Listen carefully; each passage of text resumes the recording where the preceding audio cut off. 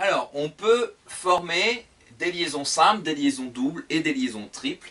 Je vais vous montrer la formation en fait de double voire triple liaison. C'est exactement le même procédé, mais vous allez voir qu'en fait c'est un atome avec un autre qui va mettre en commun plusieurs électrons deux par deux. Donc on va le faire avec des doubles liaisons et je vous montrerai un atome qui possède des triples liaisons, d'accord? Alors quadruple liaison, de toute façon ça n'existera jamais, hein. Ça c'est pas possible. On va faire une molécule que vous connaissez tous, O2, le dioxygène. Et puis tiens, après je vous montrerai N2, le diazote, justement pour vous montrer la fameuse triple liaison. Alors on pourra faire CO2 également. Donc ça c'est trois gaz que vous connaissez bien.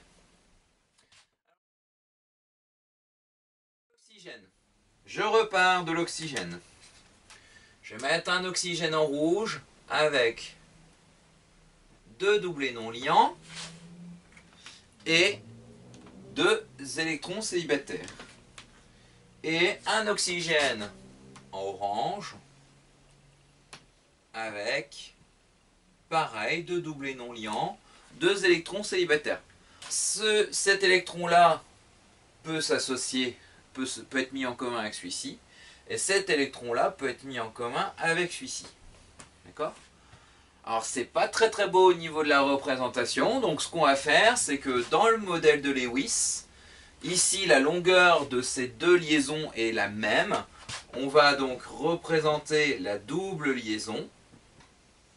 Et en fait, c'est comme si la molécule, elle avait fait un quart de tour sur elle-même. Enfin, l'atome, pardon, pas la molécule. Et donc, du coup, les doublés non liants ont tourné d'un petit, alors pas quart de tour, huitième de tour. Voilà. Et donc, voilà le dioxygène.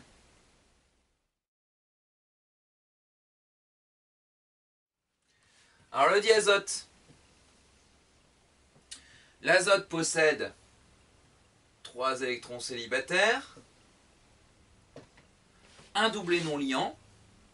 Alors vous allez voir que en fait à chaque fois quand je mets des atomes l'un en face de l'autre, en fait je vais les représenter un peu en mode miroir pour voir comment ils pourraient s'associer l'un avec l'autre. Voilà. Voilà, tout de suite ça me saute aux yeux. Celui-là et celui-là. Je vais au plus simple, hein. Celui-là et celui-là. Celui-là et celui-là. Alors, il n'y a pas de règle pour le choix des électrons qui vont être mis en commun.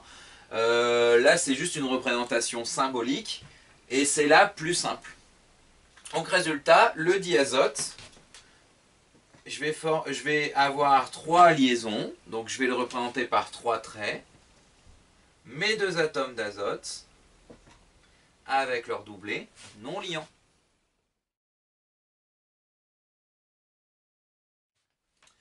Je vais faire le CO2.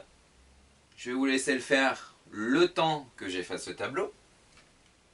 Réfléchissez bien parce que CO2, c'est un petit peu particulier. Alors, on va partir de l'écriture sous la formule brute parce que là, vous voyez que vous avez non plus 2 atomes à relier ensemble, mais 3 atomes à relier ensemble. Alors, je vais partir de carbone ici à gauche. Oxygène. Voilà, on va faire comme ça. Et oxygène. Alors, je vais faire les liaisons ensemble. Donc, imaginons. Voilà. Là, ici, ça se relie parfaitement. Ici, je fais ça. Et puis, par exemple, ici. Là, si je fais ça, c'est pas bon. C'est pas bon parce que vous voyez qu'il me reste 2 électrons célibataires sur le carbone. Et là, ça ne me saute pas aux yeux au niveau des liaisons. Donc là, ce que je vous conseille, c'est quand vous avez un atome qui a beaucoup d'électrons, de toute façon, le nombre d'électrons célibataires maximum sera de 4. Quand vous voyez que vous avez un atome qui a 4 électrons disponibles pour une liaison, mettez-le au centre. et mettez les autres autour. Vous allez voir, ça va vous paraître plus clair. Donc on va mettre le carbone ici au centre. Et on va mettre les deux oxygènes, chacun d'un côté. Et là, tout de suite, ça paraît un peu plus clair. Regardez bien, ici, ici, ici, ici, ici et ici, ici et ici. Ah, c'est plutôt sympa.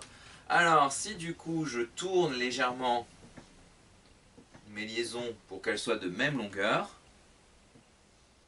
je vais donc avoir un carbone lié avec deux oxygènes avec des doubles liaisons de chaque côté. Alors regardez bien, au niveau du compte des électrons, j'ai bien 8. 1, 2, 3, 4, 5, 6, 7, 8. 1, 2, 3, 4, 5, 6, 7, 8. Et pour le carbone, 1, 2, 3, 4, 5, 6, 7, 8. Voilà. Au niveau des électrons propres, ici je vois que j'ai 4 liaisons, donc forcément il y a 4 électrons propres pour le carbone. J'ai 2 liaisons ici et 2 liaisons, ça veut dire que j'en ai 2 plus les doublés non liants, donc j'en ai 6. D'accord ? Par contre, au niveau des électrons célibataires, j'en avais 2 et 2, et ici 4. Voilà. On fait une dernière molécule, je vous la laisse en défi, je ne corrigerai pas. Essayez de faire cette molécule-ci, qui est la molécule du cyanure, qui est HCN en formule brute. Je vous laisse essayer de chercher la représentation de Lewis de cette molécule. J'espère que le cours est complet, qu'il vous paraît clair. Si vous avez des questions, n'hésitez pas à poser des questions en dessous de ce cours. Merci.